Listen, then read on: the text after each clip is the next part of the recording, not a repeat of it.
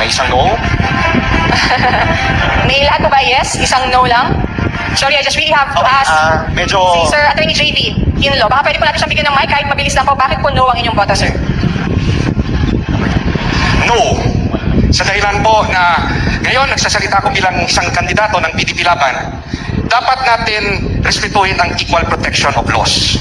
Bakit aatakihin lang si VP Sara at hindi natin pag-aralan at suriin ang confidential fund ng Pangulong Marcos at ng mga departamento na under kay Pangulong Marcos? Bakit si VP Sara lang? Hindi ba patas ang batas?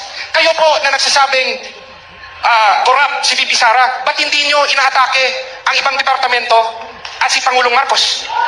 Patas ba ang batas sa inyo?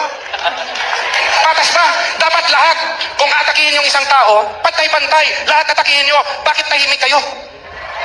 Salamat po.